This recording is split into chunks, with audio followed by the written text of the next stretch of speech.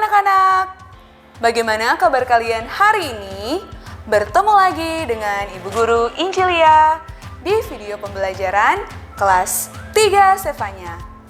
Anak-anak, di video pembelajaran kita kali ini, kita akan sama-sama belajar tentang benda di sekitarku.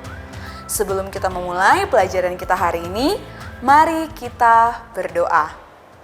Bapa di surga, terima kasih untuk hari ini. Kami bersyukur Engkau berikan kami kesempatan untuk boleh belajar.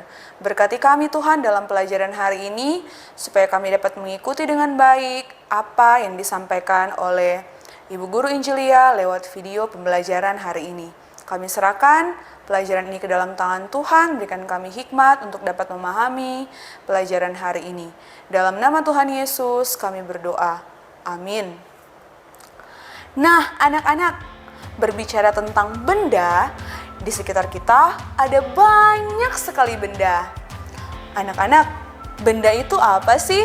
Ada yang tahu tidak? Benda adalah sesuatu yang memiliki massa dan dapat menempati ruang.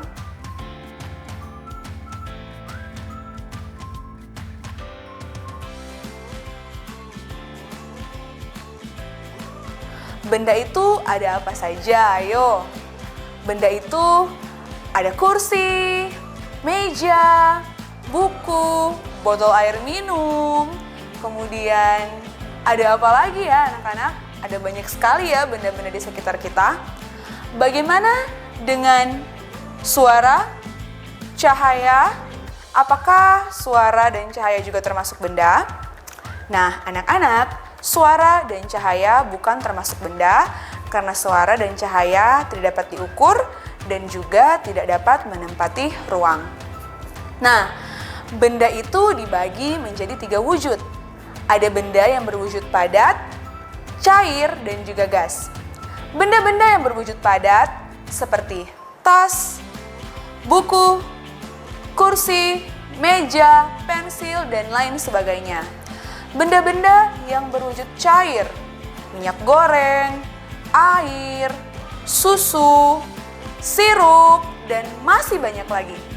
Benda-benda yang berwujud gas, uap air, udara, oksigen, asap kendaraan, dan lain-lain.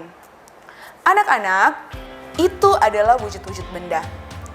Benda juga memiliki ciri-cirinya loh, yaitu memiliki massa dan juga volume. Anak-anak, massa dan berat adalah 2 hal yang berbeda ya. Kenapa berbeda? Karena berat itu dipengaruhi oleh gravitasi bumi. Kenapa Ibu Guru bilang dipengaruhi oleh gravitasi bumi? Jikalau berat badan kita di bumi adalah 30 kilo, maka kalau kamu pergi ke luar angkasa, beratmu itu akan berubah. Karena di luar angkasa gravitasinya adalah 0. Tapi kalau massa itu tidak akan berubah. Sekalipun di luar angkasa gravitasinya 0, tetap massamu adalah 38 kg. Anak-anak, ciri-ciri yang kedua adalah benda memiliki volume. Perhatikan gambar berikut ini.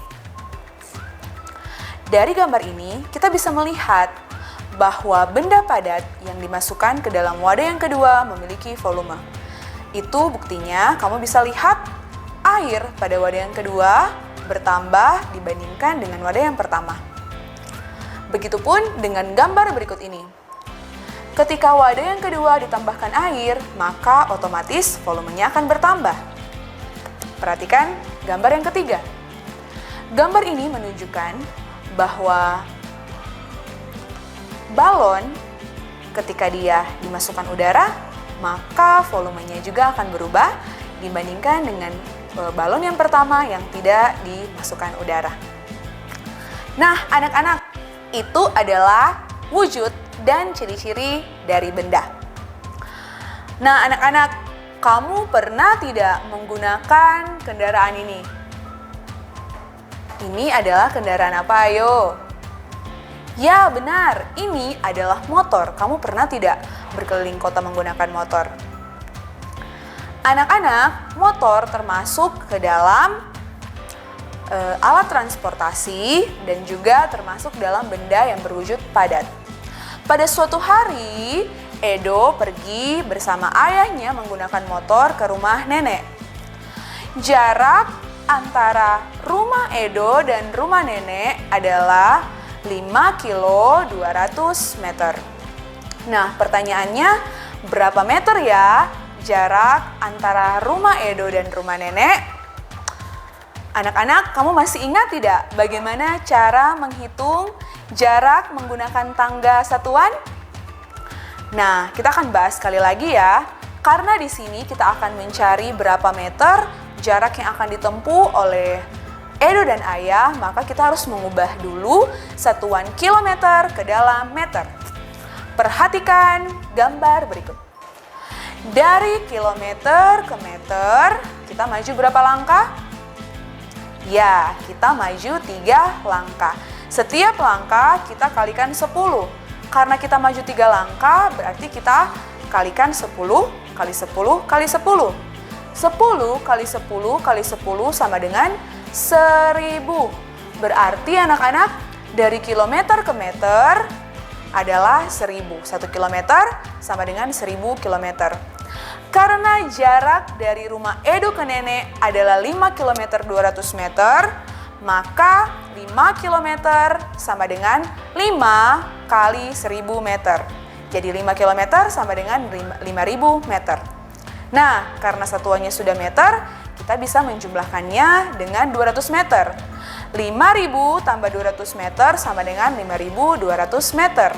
Jadi, jarak rumah Edo dan ke rumah nenek adalah 5200 meter. Nah, anak-anak, dari soal tadi kita bisa melihat bahwa satuan kilometer, satuan meter dipakai untuk mengukur panjangnya suatu jarak.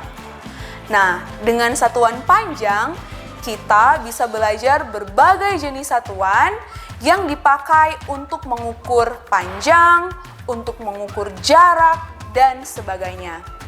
Oke anak-anak, saat ini Ibu Guru akan memberikan kamu sebuah soal cerita, dan kita akan bersama-sama membahas bagaimana cara menyelesaikan soal cerita tersebut. Perhatikan soal berikut ini.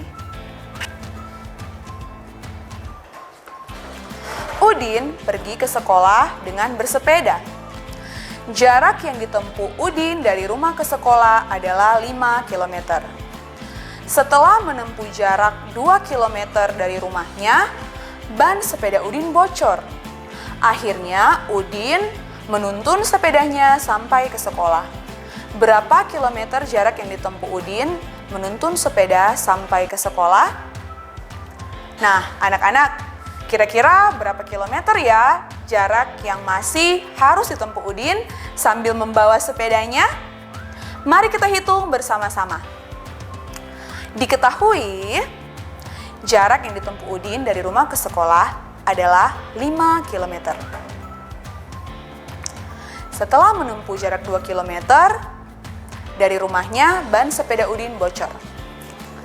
Ditanya, berapa kilometer lagi jarak yang harus ditempuh Udin? Penyelesaian. Karena yang ditanya berapa sisa jarak yang harus ditempuh Udin, maka kita akan mengurangi total jarak dengan jarak yang telah ditempuh Udin. Jadi 5 km dikurangi 2 km sama dengan 3 km. Jadi jarak yang masih harus ditempuh Udin adalah 3 km. Oke anak-anak, demikianlah pelajaran kita hari ini. Ibu Guru akan memberikan kamu soal untuk kamu kerjakan. Ini dia soalnya. Terima kasih anak-anak sudah menyaksikan video ini dari awal sampai akhir. Semoga apa yang Ibu Guru sampaikan dapat menolong kamu untuk memahami bagaimana benda-benda dan wujud benda, serta bagaimana mengukur sebuah jarak dengan menggunakan satuan meter dan kilometer. Oke anak-anak, dari video ini kita telah belajar tentang benda-benda di sekitar kita. Kita melihat bahwa ternyata Allah bukan hanya menciptakan manusia, tetapi Allah juga menciptakan udara, menciptakan air, dan benda-benda lainnya yang semuanya itu bertujuan untuk dapat membantu kelangsungan hidup manusia. Dan kita sebagai manusia punya tanggung jawab untuk menjaga semuanya itu. Kalau kamu punya benda-benda, punya barang-barang yang diberikan oleh papa dan mama, rawat dan jagalah barang itu dengan sebaik-baiknya. Gunakanlah sesuai dengan fungsinya. Jangan sampai kita menyalahgunakan semua itu dan membuat apa yang diberikan kepada kita menjadi sia-sia ataupun tidak berguna. Nah, kita juga belajar anak-anak tentang jarak. Jarak itu menggambarkan bahwa untuk pergi ke suatu titik itu membutuhkan jarak ya anak-anak. Jadi ada jarak yang menghubungkan satu titik dengan titik yang lainnya. Sama seperti kita dengan Tuhan. Anak-anak, kamu tahu tidak apa yang dapat memisahkan kita dari Tuhan? Ya, dosa. Dosa membuat persekutuan kita dengan Tuhan Allah menjadi terputus. Namun karena kasih Allah besar dalam kehidupan kita, Dia rela datang ke dalam dunia menjadi manusia untuk memperbaiki persekutuan itu. Sehingga kita dapat dengan leluasa membangun persekutuan dengan Tuhan.